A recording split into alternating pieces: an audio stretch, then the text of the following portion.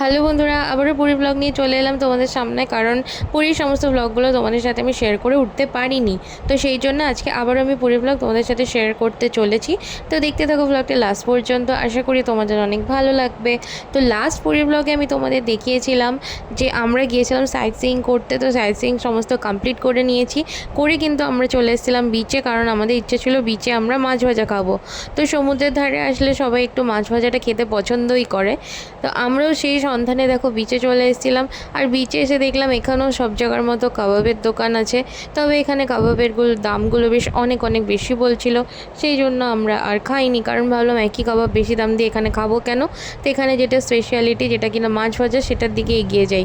তো মাছ ভাজার একটা দোকানে এসে দেখলাম এই মাছগুলো রয়েছে, যে মাছগুলো আমাদের খুব বেশি ভালো লাগলো না। তাছাড়া অনেক বেশি হচ্ছে যে প্রাইস বলছিল, সেই তুলনায় জিনিসগুলো অত বেশি আমাদের ভালো লাগেনি, অত ফ্রেশ লাগেনি আর কি ফিশগুলো। সেই জন্য আমরা এখান থেকে আবারও চলে গেলাম, আমরা আর এখানে খেলাম না। তো দেখতেই পাচ্ছ কী ধরনের মাছ রয়েছে। তো এরপরে আমরা আবারও চলে আসলাম মোমোর দোকানে। তো যাই হোক, মোমো খাওয়ার জন্য চলে আসলাম। আর মোমো খাওয়ার মানে ইচ্ছেটা আমাদের তো ছিল না, ওরই পুচকেটারই বেশি ছিল। তো সেই কারণেই আর কি আমরা আসলাম মোমো খেতে আর কি। তো এই মোমোটা আগের দিনের মোমো যে খেয়েছিলাম তার থেকে বেটার ছিল। তো এরপরে আমরা বিচে আরও অনেক কিছু খাওয়া দাওয়া করেছি, সেগুলো আমি তোমাদের মিনি ভ্লগে শেয়ার করব। তো তারপরে আমরা চলে এসেছিলাম রুমে। আর রুমে এসেই আমরা কিন্তু ফার্স্টে দিয়ে দিয়েছিলাম ওই বিড়ালটাকে খাবারটা কোথায় পেলাম বলি। তো যেই মাছটা আমরা রান্না করতে দিয়েছিলাম ফার্স্টেই ব্লগগুলোতে আমি তোমাদের দেখিয়েছিলাম, তো সেই মাছটা কিন্তু আমরা বিড়ালকে দিয়ে দিয়েছিলাম। কারণ কি, মাছটা আমরা খেতে পারিনি, তাই জন্য মাছটা রেখে দিয়েছিলাম আর বিড়ালটাকে দুদিন ধরে দিচ্ছিলাম। তো যাই হোক, আমরা তো খাওয়া না হলেও ওর ঠিক খাওয়া হয়ে গিয়েছিল। তো এরপর দেখো আমরা খাওয়া দাওয়া করতে বসে গিয়েছি। আর আজকে খাবারে কী ছিল দেখো, আজকে ছিল চিলি চিকেন আর রুটি। পুরী এসে আমাদের খাওয়াতে ভীষণ ভীষণ সমস্যা হয়েছে, কারণ আমরা কোথাও ঠিকঠাক খাবার পাইনি, কোথাও তেমন সুইটেবল আমাদের খাওয়ার মতো খাবার ছিল না। রুটির সাথে শুধু তড়কা, আলুর দম এইসবই ছিল। তো একদিন আমরা তড়কা নিয়ে এসেছিলাম, যেটা ভালো ছিল না, স্পয়েল ছিল, খারাপ হয়ে গিয়েছিলো গরমের চোটে। তো আলুর দম দিয়ে খেতে হয়েছিল, তাই জন্য আমরা ওগুলোর দিকে আর যাইনি। অনেক খুঁজে খাজে চিলি চিকেন পাওয়া গেছে, যে সমস্ত রেস্টুরেন্ট গোছের ছিল সেগুলো তো অনেক বেশি দাম ছিল, অনেক। গুড মর্নিং বন্ধুরা, welcome back to my channel. আশা করি তোমার সবাই অনেক ভালো আছো, আমিও ভালো আছি। আজকে পুরোটা হচ্ছে থার্ড ডে, আর সকাল সকাল উঠে ব্রাশ নিয়ে বসে বসে ব্রাশ করবো, অনেকটাই দেরি হয়ে গেছে। আর রুমে ক্লিনিংও হয় দেখা।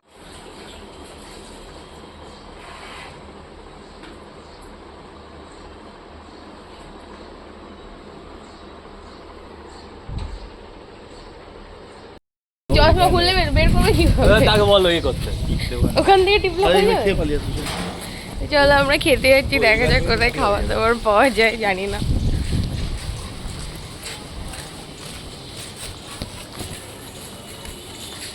পিছনেই দেখতে পাচ্ছিলে আমাদের হোটেলটা। তো হোটেলের সামনে জাস্ট গলি থেকে 2 মিনিট হেঁটে আসলে এখানে একটা টিফিন সেন্টার আছে।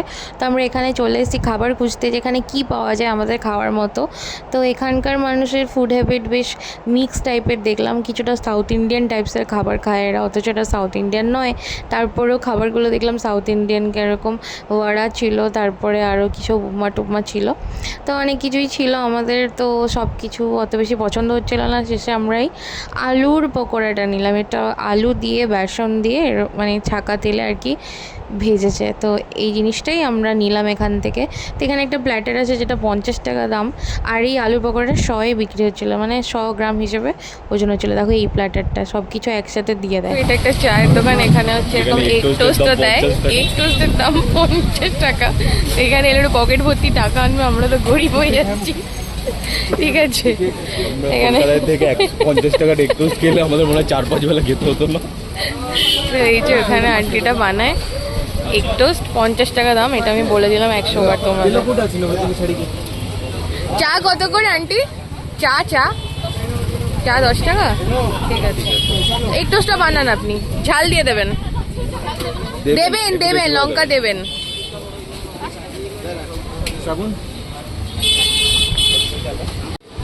এই দেখো বন্ধুরা, আমরা এটা কিনেছি এই দোকান থেকে। এই দোকানের জম্মের ভিড়, আমি দেখাতে পারছি না তোমাদের কিছু।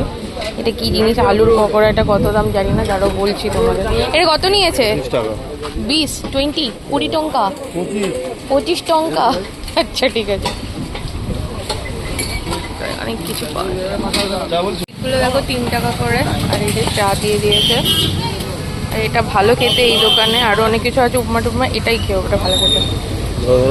জুসটা দিয়ে দিয়েছে, ভালোই দিয়েছে, দাম বেশি কিছু করার নেই। এরপরে আমরা রুমে চলে আসলাম, আর আমার বড় হচ্ছে মুড়ি খাচ্ছিলো দেখো, আর আমি খেয়ে নিলাম একটা কেক। কি আর করবো, মুড়ি খাওয়ার অভ্যেস আমার নাই খুব একটা। তো বন্ধুরা, তো এখন আমরা যাবো হচ্ছে স্নান করতে, তারপর হচ্ছে যে এসে হচ্ছে আবার তোমাদের সাথে ব্লগ শেয়ার করবো। তো চলো স্নান করে আসি। হ্যালো বন্ধুরা, গুড আফটারনুন। তো স্নান করতে গিয়েছিলাম, আর স্নান টান করে একদম দেখো রেডি হয়ে গিয়েছি। আর আজকে যাবো আমরা এখন জগন্নাথ মন্দিরে। এখন প্রায় 4:15 বাজে, বেজে গেছে তো, 4:20 বাজে এখন। আর স্নান করতে গেছিলাম, সেই ভিডিওটা তোমাদের সাথে শেয়ার করা যাবে না, কারণ আজকে আমরা ফোন নিয়ে যাইনি। আর আজকে এই ড্রেসটা পরেছি, এটা একটা লং ড্রেস, তোমাদের দেখাচ্ছি দাঁড়াও। আর আমরা এখনো খাওয়া দাওয়া করিনি, তো সব কিছু করবো, আর যতটা পারি তোমাদের সাথে শেয়ার করবো। মন্দিরের ব্লগটা তো তোমাদের সাথে শেয়ার করা যাবে না, কারণ মন্দিরে ফোন অ্যালাউড নেই। তো এই তো ড্রেস পরেছি, এটা একটা হাতাটা সরু আছে, আর এই যে লম্বা, বেশ অনেকটাই লম্বা, এই আয়নাটা আর দেখা যাবে না। এই যে যাই হোক, এই হচ্ছে আর এই নেকলেসটা পরেছি। তো যাই, আর খাওয়া দাওয়া করি, সমস্ত কিছু তোমাদের সাথে শেয়ার করবো, দেখতে থাকো ব্লগ। হ্যাঁ, এখন বাজে হচ্ছে 4:30 নয়, 4:40 মতো। আর এখন আমরা যাচ্ছি হচ্ছে খাবার খুঁজতে, কী খাবো, খেয়ে দে তারপর ডেস্টিনেশনের দিকে যাব। তো দেখি কী খাওয়া যায়, তো দেখতে থাকো ব্লগটা। খাবার খুঁজতে খুঁজতে বেশ অনেকটাই দূরে আমরা চলে এসেছি। আমরা তেমন কোনো খাবারের অপশান পাচ্ছিলাম না, বিশেষ করে ভাত ফাত তো কিছুই পাচ্ছিলাম না। তো এই ফুড কার্টগুলো ছিল, এখানেই আমরা চলে এসেছি। তো দেখা যাক কী আমরা খাই এখন।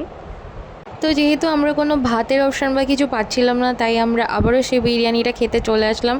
আর আজকে বিরিয়ানিটা অনেক বেশি মজার ছিল, কারণ কি বিরিয়ানিটা উপরের দিকে সব শেষ হয়ে গেছিলো, নিচের দিকে মশলা মাখানো রাইসগুলো রয়ে গিয়েছিলো, আর বেশ স্পাইসি ছিল আর কি, ব্যাপারটা খুবই ভালো লাগছিলো খেতে। তো এখান থেকে আমরা 100 টাকা করে 3 প্লেট বিরিয়ানি নিয়ে নিলাম। তো এর মধ্যে আলু থাকে আর 3 পিস মতো চিকেন থাকে। আর আজকে আমাদেরকে ভরে ভরে রাইস দিয়েছিল, কারণ কি প্রায় ওনার শেষ হয়ে গিয়েছিলো, আর ওনার এই হাঁড়িটা শেষ হয়ে গেলে উনি আবার বিকেল থেকে বসতো, সন্ধ্যে থেকে আর কি, সেই জন্য উনি আমাদেরকে অনেক অনেক রাইস দিয়ে দিয়েছিল। আর আমি, ভাই আর হচ্ছে ভাগ্নে ওখানে খেলাম 3 জনে, আর বাকি হচ্ছে আমার নন্দাই আর হচ্ছে বড়, ওরা হচ্ছে খাচ্ছিলো এইখানে। তো এরা এখান থেকে চাইনিজ খেলো। তো দেখো চিলি চিকেন ছিল, আর তার সাথে চাউমিনের একটা প্ল্যাটার ছিল, যেটা একদমই অল্প ছিল, আর কিন্তু প্রচুর বেশি এক্সপেন্সিভ ছিল এটা। এখানে অনেক বেশি দাম নেওয়ার তুলনায় এখানে খাবারের কোয়ান্টিটি প্রচণ্ডই কম ছিল, যেহেতু চিলি চিকেনটা খেতে ভালো ছিল। তো এই হচ্ছে ব্যাপার। তো এখানে মোটামুটি তোমরা সব খাবার সবসময় পাবে না, এই সময়টাতে আমরা এই খাবারটাই পেয়েছিলাম, আর কিছু পাচ্ছিলাম না। তো কার্ডগুলো সন্ধ্যেবেলায় থাকে, জিনিস থাকে আর কি, খাবারগুলো, কিন্তু এই সময় ছিল না। খাওয়া দাওয়া কমপ্লিট করে আমরা রাস্তার উপর থেকে একটা টোটো ভাড়া করলাম, করে চলে যাচ্ছি একেবারে মন্দিরের উদ্দেশ্যে। তো অনেকক্ষণ দাঁড়িয়েছিলাম আমরা, কোনো টোটোই ঠিকঠাক পাচ্ছিলাম না আমাদের সবাইকে ধরানোর মতো, আর সেই সঙ্গে দামেরও প্রবলেম হচ্ছিলো। তারপরে দরদাম করে আমরা পেয়ে গেলাম একটা টোটো, দিয়ে সবাই মিলে চলে আসলাম। আর এরকম মন্দির থেকে সামনে তো পুরোটা যায় না, এই জায়গাটাই হচ্ছে ওরা নামিয়ে দেয়। তো এই জায়গাটা একটা ছোট্ট মতো মন্দির আছে। তো এখান থেকে আমাদের মন্দিরের চত্বর অবধি আর কি হেঁটেই যেতে হবে, এর বেশি হচ্ছে যায় না। পিছন দিক থেকেই আসে টোটোগুলো, দিয়ে এখানটাতেই কিন্তু নামিয়ে দেয়। তো চলো তোমাদেরকে দেখাচ্ছি।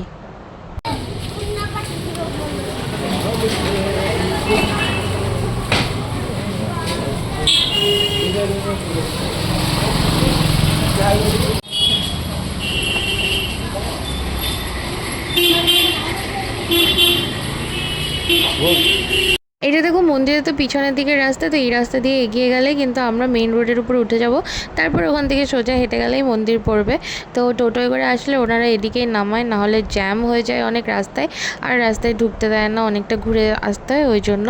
তো ওখানেই নামিয়ে দেবে, বাকিটা হেঁটে আসতে হবে। তো মেন রাস্তায় ওঠার পরে দেখলাম এরকম একটা পালকি কাঁধে করে অনেকে দাঁড়িয়ে আছে। তো এই ব্যাপারটা ঠিক বুঝলাম না, অনেক পুলিশ প্রোটেকশনও ছিল। তো দেখো এখানে প্রচুর ভিড়, প্রচুর লোক চারিদিকে।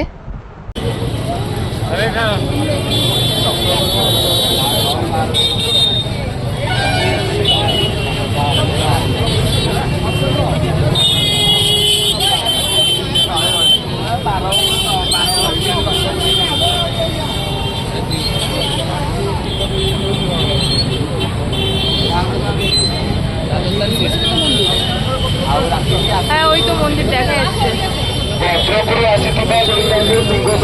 এই রাস্তাটায় প্রচণ্ড পরিমাণে ভিড় ছিল, বেশিরভাগই হচ্ছে দর্শনার্থীদের ভিড় ছিল যারা মন্দির দেখতে যাচ্ছে বা মন্দির দিকে ফিরে আসছে। তবে এই রাস্তাটা অনেকখানি চওড়া ছিল, ট্রাফিকও ছিল অবশ্য। আর এখানে সমস্ত যে ঘরবাড়িগুলো ছিল একই রকম কালার ছিল, সব একই রকমের কালার। আর এখানে দেখো রাস্তা দিয়ে যাওয়ার জন্য আর কি ছায়ায় যাতে যেতে পারে মানে দর্শনার্থীরা, তাদের জন্য এরকম ব্যবস্থা করা আছে। এটা তো খুবই সুন্দর ছিল ব্যবস্থাটা। তো তোমাদের দেখাচ্ছি ভেতরটা কীরকম।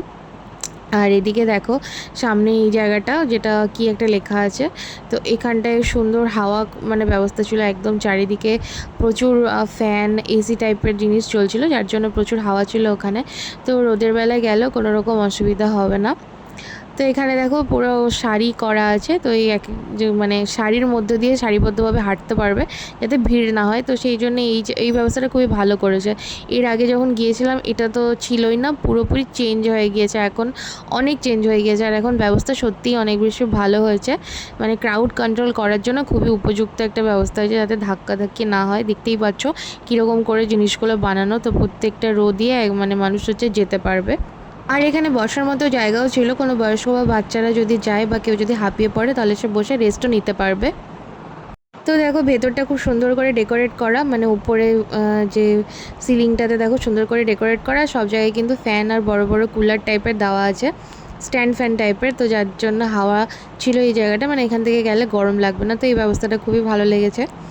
আর এই জায়গাটায় ক্লিনিংও হচ্ছিলো দেখছিলাম, মানে মানুষ তো যাতায়াত করার সময় অনেক কিছু ফেলে হচ্ছে নোংরা করে ফেলেছে, তো সেইটা ক্লিনিংও চলছিল। তো বেশ ভালো ব্যবস্থা আর কি।